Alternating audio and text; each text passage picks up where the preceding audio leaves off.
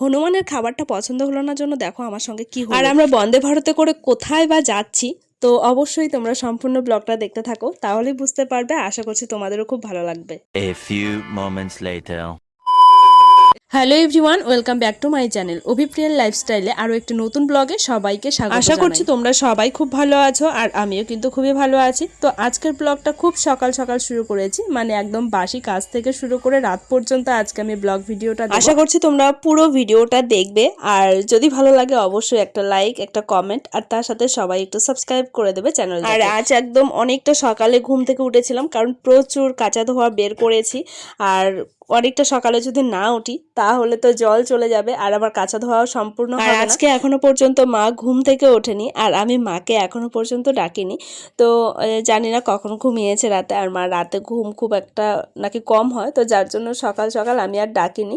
তো আমি সব কাজ করছিলাম একা একা। আর সত্যি কথা বলতে আমাকে মানে নিজের কাজটা একা একা করতেই বেশি ভালো লাগে, নিজের মতন করে কাজ করব। তো এখানে আমার সব থেকে ফ্রি ফ্রি মনে হয় আর কি।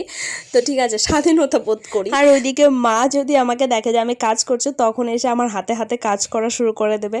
তো সেটা আমার পছন্দ না, কিন্তু মা সেটা বুঝতে চায় না।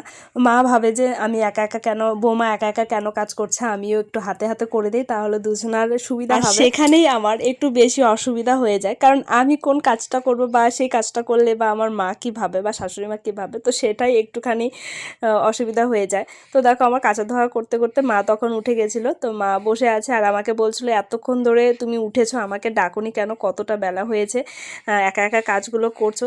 তাই বললাম না না, তোমার শরীরটা হয়তো খারাপ লাগছে, যার জন্য তোমাকে আর ডাকিনি। তো যাই হোক, এদিকে দেখো জামা কাপড় কাচা তো হয়ে গেছে, আর বাসি কাজটা মোটামুটি আমার পুরোপুরি কমপ্লিট হয়ে গেছে। আর আমাদের মাঠটা না প্রচুর নোংরা হয়েছে, মানে নোংরা বলতে কি জঙ্গল হয়ে গেছে, তো সেগুলোকে দুদিন পরে পরিষ্কার করবো ভাবছিলাম। তো আজকে আর খুব একটা সময় হয়ে ওঠেনি, কারণ পাপাও ঘুম থেকে উঠে গেছিল। তো যাই হোক দেখো জামা কাপড়গুলো মেলে নিচ্ছে। আর আমি কেন বললাম দেখো তোমাদের সঙ্গে এখনই আমি দেখাবো। এই যে দেখো আমি চাদরটা মেলেছি, কিন্তু মার সেটা পছন্দ হলো না, যার জন্য মা আর একটু ঠিক করে দিল। তো এই জিনিসগুলো আমার একটু অসুবিধা হয়ে যায়, মানে আমি কিভাবে কাজ করবো আর মা বা কীরকম পছন্দ করবে সেটা জানতে একটু অসুবিধা হয়ে যায়। তো যাই হোক মোটামুটি দেখো জামা কাপড় এই দিকটা মেলা আমাদের হয়ে গেছে। আর বিছানার চাদর, মানে আজকে ঘরের সমস্ত কিছু আমি কিন্তু তুলেছি। অনেক দিন ধরেই জামা কাপড় আমার ঘরের, মানে বিছানার চাদর, সোফার কাভারগুলো খুব একটা কাচা হয় না। প্রায় এক সপ্তাহ পার হয়ে গেল কাচা ধোয়া করিনি। তো যার জন্য কিন্তু আজকে সমস্ত কিছু কাচা ধোয়া করেছিলাম। আর এই যে মাঠটা দেখছো, এই মাঠেও কিন্তু প্রচুর জঙ্গল হয়ে গেছে। তো ভাবছিলাম এই মাঠটা পরিষ্কার করব, কিন্তু আজকে হয়নি, অন্যদিন পরিষ্কার করব, কারণ আর কিছুদিন পর বর্ষা শুরু হবে, তখন আর এই জঙ্গলগুলো পরিষ্কার করাই হবে না। আর এখন যেহেতু হালকা হালকা বৃষ্টি হচ্ছে, যার জন্য কিন্তু এত জঙ্গল হয়ে গেছে। জামা কাপড়গুলো ঝটাফট মেলে দেই, আর তারপর পাপাকে খাওয়াতে হবে, কারণ পাপা এখন গেছে ওর দিদির বাড়িতে, মানে পাশেই দিদির বাড়ি। ঘুম থেকে উঠেই ওর বায়না দিদির বাড়িতে যাবে। আর এখন এত পরিমাণে জিদ করে, সে কি বলবো, মানে আমি যেটা বলবো তার উল্টোটা করে থাকবে, কেন জানি না এত জিদ হয়েছে ওর। তো যাই হোক আমি এদিকে জামা কাপড় মেলছিলাম, আর ওই যে দেখো দিদির সঙ্গে চলে এসেছে, মানে এই দিদিটার বাড়িতেই গেছিল। তো ওদের বাড়ি ঘুম থেকে উঠে আজকে জানি না কি হয়েছে ওর মাথায়, ও এখন দিদির বাড়ি যাবে। তো যার জন্য এখন পিসি নিয়ে আসলো ওকে দিতে। তো ওকে এখন সকালেও আজকে অনেকটা দেরি করেই উঠেছিল। তো বাড়ি এসেছি, বাড়ি এসে দেখি আমাদের এখানে একটা হনুমান এসেছে। তো এর আগের দিনও এই হনুমানটা এসেছিল, তো এর আগের দিন খেতে দিয়েছিলাম, সেটা লোভ পেয়ে আজকেও চলে এসেছে। দেখো ওকে যে আলুটা দিয়েছি অমনি লাভ দিয়েছে, আমি তো প্রচণ্ড পরিমাণে ভয় পেয়ে গেছিলাম। আর আমি ভেবেছি হনুমানের হয়তো ওই খাবারটা পছন্দ হয়নি। তো যাই হোক দেখো রান্নাঘরের সমস্ত কাজ সেরে তারপর এসেছি আবার ঘরে। আর আমাকে না পাপা ভিজিয়ে দিয়েছিল জন্য আবার আমি স্নান করে আবার এসেছি। তো যাই হোক এখন পাপাকে ঘুম পাড়িয়ে দেবো, আর তার আগে এই যে ঘরের সমস্ত কাজ, মানে বিছানার চাদরটাকে আগে চেঞ্জ করে নিলাম, কারণ বিছানার চাদর তুলেছিলাম আজকে আর সময় পাইনি সকালবেলা বিছানাটাকে। তো যাই হোক এদিকে মোটামুটি আমার গোছগাছ করা কমপ্লিট। আর জিনিসপত্র বিছানায় একটু কম থাকলে পরে বেশি ভালো লাগে, কিন্তু আমাদের বাড়িতে বিছানাতেই সব কিছু থাকে মোটামুটি। তো যাই হোক আর এই যে পাপা এখানে তো খেলতে লেগে গেছে, আর আমার পেছনে লেগেছে, মানে আমার কোলে উঠবে। আর বাচ্চাগুলো বেশিরভাগ সময় মায়েদের কাজ দেখলে পরে ওদের কোলে উঠতে ইচ্ছে করে। তো তারপর দেখো বিকেলবেলা মা বেরিয়েছিল, মানে মা এখন যাবে, মানে পাপাকে নিয়ে ঘুরতে। তো পাপা কিন্তু ঘুম থেকে উঠে গেছে আর ও গেছে দাদুর গাড়িতে। মা এদিকে আমার ক্যামেরাটা দেখে বলছে যে বন্ধুরা আমরা এখন ঘুরতে যাচ্ছি, বিকেলবেলা বিকেল হয়েছে তো বলে চলে গেল। তো যাই হোক বিকেলবেলা প্রত্যেক দিনই মোটামুটি ঘুরতে যায়, মানে কিছুদিন পর পরই ঘুরতে যায় মানে পাপাকে নিয়ে। আর আমি আবার কাজে লেগে পড়ব, কারণ এখন বিকেল হয়েছে আর আমি তখন অর্ধেক কাজ করে রেখেছি। এই যে জামা কাপড়গুলো ছিল তো সেগুলো ভাঁজ করে, তার আগে খাওয়া দাওয়া বাসন মাজা সেগুলো তো ছিলই, তো সেগুলো আর আমি ভিডিও করে সময় পাইনি। খুব তাড়াহুড়ো করে পাপাকে খাইয়ে দিলাম, ওকে রেডি করিয়ে দিলাম আর সমস্ত কাজগুলো সেরে নিয়েছিলাম। তো বিকেলবেলার মোটামুটি কাজ হচ্ছে আমাদের আবার ঘরটাকে সুন্দর করে ঝাড় দেওয়া, পরিষ্কার করা। আর আমাদের বাড়িতে কিন্তু এই সমস্ত কাজই বেশি, তো তোমরা তো জানোই। আর তাছাড়া সেরকম কোনো কিছু কাজ নেই, তো যার জন্য কি ব্লগ ভিডিও দেবো সেটাই বুঝতে পারি না।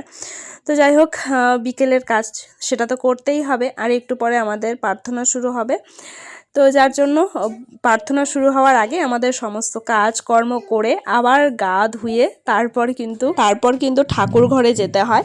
তো প্রার্থনা শেষ করলে মোটামুটি সন্ধ্যার সময় আমরা বসেই থাকি, কেউ টিভি দেখে, কেউ কারো যদি টুকটাক কাজ থাকে তো সেগুলোই করে। তো দেখো এটা হচ্ছে আমাদের বাড়ির মেন গেট, তোমরা হয়তো জানো না। তো আমরা বেশিরভাগ সময় পেছনের দিকটা থাকি, মানে সকালবেলায় যেই ব্লগটা আমি দিয়েছিলাম, মানে সকালের যেই ভিডিওটা দিয়েছিলাম, তো সেটা কিন্তু আমাদের বাড়ির একেবারে পেছনে। তো পেছনেও একটা রাস্তা আছে, সামনেও একটা রাস্তা আছে, আমাদের বাড়ির দুটো রাস্তা হয়ে খুবই সুবিধা হয়েছে। তো যাই হোক মোটামুটি আমার বিকেলের সমস্ত কাজ কমপ্লিট, মানে ঝাড় ঝাঁটা দেওয়া কমপ্লিট, কিন্তু তার আগে আমার আরও একটু কাজ আছে। আর এই দেখো আমার ঘরটা তো পুরোপুরিভাবে এত সুন্দর করে গোছগাছ করেছি, কিন্তু সন্ধ্যার সময় আর এই রকমটা থাকবে না, সেটা আবার পাল্টে যাবে, আবার ছড়িয়ে ছিটিয়ে জিনিসপত্র থাকবে। তো সারাদিনে মোটামুটি দুবার করে ঘর গুছাই, আর দুবার না সরি 3বার করে, মানে ঘুমানোর আগে একবার করে গুছিয়ে রাখি। তো মোটামুটি এই হচ্ছে আমার রুম, ছোট্ট মোট্ট একটা। আর এখন আমি একটু কাজে বসবো। আর তোমরা তো জানো যে আমি ঘাগরা বানাই, তো কয়েকটা বানিয়েছি, মানে 3-4টে বানানো হয়েছে। আর এই যে দেখো এটার এখনো পর্যন্ত নিচের পার্টটা লাগানো হয়। আর এখন যেহেতু পাপাও নেই, ঘুরতে গেছে, আর পাপা থাকলে তো আমি কাজে সেরকম বসতে পারি না, তো যার জন্য একটুখানি মেশিনেও বসেছিলাম, মানে যেটুকু সময় পাই বিকেল টাইমটা, তো সেইটুকু টাইমে কিন্তু আমি এই কাজগুলো করি। মানে পাপা যতক্ষণ ঘুমোয় বা পাপা এদিক ওদিক গেলে তখন কিন্তু আমি এই কাজগুলো করি। তো মোটামুটি দেখো কাজ করা কমপ্লিট করে তারপর প্রার্থনা সেরে আমরা আবার রাত্রেবেলা বেরিয়েছিলাম স্টেশনে। হঠাৎ করে আজকে স্টেশনে যাচ্ছি, তো আজকে হচ্ছে পিসে মশাই আবার কলকাতায় গেছিলো, তো সেখান থেকে যাবে বাড়িতে। তো বাড়ি ফেরার পথে আমরা একটু রান্না করেছিলাম, কারণ সারাদিন তো ডাক্তার দেখাতেই চলে গেছে, আর বাইরে খেয়েছিল হোটেলে। তবে হোটেলের খাবার দাবার আর বাড়ির খাবার দাবার একটু আলাদা হয়। আর পিসে মশাইরা আমাদের বাড়ির সামন দিয়ে গেলে বাড়ির কেউ না গেলেও মা কিন্তু অবশ্যই যায়, আর বা রান্না বান্না করে নিয়ে যাবেই। তো যাই হোক দেখো আমরা দেখতে দেখতে চলে এসেছিলাম একদম নবদ্বীপ ধাম স্টেশন, আর এসেই দেখছি বন্দে ভারত দাঁড়িয়ে আছে। অনেকদিন ধরে জানি যে আমাদের নবদ্বীপ ধাম হয়ে এখন বন্দে ভারত যাচ্ছে, মানে বন্দে ভারত এখানেও দাঁড়াচ্ছে। তো আজকে আমি ফার্স্ট টাইম দেখলাম যে বন্দে ভারত দাঁড়িয়ে আছে, আর তার সামনে আমি দাঁড়িয়ে আছি। কি যে ভালো লাগছিল সে আর কি বলবো। তো স্টেশনে আমরা কিন্তু অনেকটাই আগে চলে এসেছিলাম, প্রায় আধ ঘন্টার মতন, আর এখানে এসে আধ ঘন্টা বসেছিলাম, কিন্তু এসেই যখন দেখছি এই বন্দে ভারত, এসে তো বেশ ভালো লাগছে। আর তার সাথে আমি একটা ছবিও তুলে নিয়েছিলাম কয়েকটা। তো যাই হোক, আর মা এদিকে খাবার নিয়েছে আর আমি কিন্তু পাপাকে দিয়ে রয়েছি। আর আমরা আস্তে আস্তে বন্দে ভারতটা ছেড়েও দিল। অল্প সময় এই বন্দে ভারতটা দাঁড়ায়, মনে হয় 5 মিনিটের মতন দাঁড়ায়, জানি না কখন এসে দাঁড়িয়েছে। তো আমরা আসার পর দেখছি বন্দে ভারত দাঁড়িয়ে আছে। তো যাই হোক মোটামুটি খুব ভালো লাগলো এই বন্দে ভারতটা দেখে। তো চলো আমরা এখন একটুখানি বসবো সামনের দিকে। আর পাপাকে যেহেতু নিয়ে এসেছি, আর পাপাকে তো একেবারে হাতছাড়া করা যাবে না। আর মা দেখো অনেকটা আগে চলে গেছে, আমরা যাব একদম লাস্টের দিকে, আর আমরা কিন্তু সেই ব্রিজটা পার হইনি, কারণ সেখানে গেলে পরে ওই সিঁড়ি দিয়ে ওঠাটাই খুব কষ্টকর এই ব্যাগ নিয়ে, আর মা তো সিঁড়ি দিয়ে খুব একটা উঠতে পারে না, যার জন্য আমরা একদম সামনে দিয়ে গেছিলাম। তো সামনে একটা ছোটো মোটো একটা রাস্তা রয়েছিল। তো যাই হোক এখানে বসে বসে পাপা 2-1টা কবিতা শোনাচ্ছিল আমাদেরকে, আর শেষে বলছে যে হাততালি দাও এখন। তো বসে বসে ওর কবিতা শুনতে শুনতে মোটামুটি আমাদের ট্রেনও কিন্তু প্রায় চলে এসেছিলো। আর মা আর আমি এখানে বসে বসে পাপার সঙ্গে গল্প করছিলাম। তো মোটামুটি দেখো আধ ঘন্টা বসে থাকার পর চলে এসেছিলো ট্রেন। কিন্তু ট্রেনে আজকে এত পরিমাণে ভিড় ছিল সে কি বলবো। আর পিছনের আজকে শরীরটা ভীষণ খারাপ ছিল, পিছন আমাদের সঙ্গে কথাই বলতে পারেনি, এতটা শরীর খারাপ ছিল। রিজার্ভেশন টিকিট কাটার পরেও এত ভিড় আজকে ট্রেনে সে কি বলবো। তো যাই হোক পিসমশাইয়ের এর আগে কিছুদিন আগে একটা অপারেশন হয়েছে, তো আবার একটা অপারেশন হবে নাকি। তো ডক্টর দেখাতে এসেছিল, অনেক চেক আপ করাতে হবে, আবার রবিবারের দিন আবার আসবে। তো যাই হোক অনেক দূর থেকে কোচবিহার থেকে কলকাতা যাওয়া আসি করাটাও প্রচুর। আর সত্যি কথা বলতে আজকে পিসেমশাইকে দেখে না খুবই খারাপ লাগছিল, মানে এতটা কষ্ট করছিল। তো একই তো রুগী শুয়ে রয়েছে, মানে একটা অপারেশন হয়েছে, তার মধ্যে গাজাগাজি করে সবাই বসে রয়েছে সাইড দিয়ে। তো যাই হোক যার জন্য আরও বেশি হয়তো কষ্টটা পেয়েছে। তো মোটামুটি আমাদের তো পিসেমশাইয়ের সঙ্গে দেখাও হলো, কথা হলো, আর ট্রেন ছেড়ে দিয়েছে, আমরা এখন বাড়ির দিকে যাচ্ছি। তো এই ছিল আজকের ব্লগ। কেমন লাগলো তোমরা অবশ্যই কিন্তু সেটা কমেন্ট করে জানাবে, ভালো লাগলে চ্যানেলটাকে সাবস্ক্রাইব করে দেবে, তার সাথে লাইক আর কমেন্ট করতে ভুলবে না।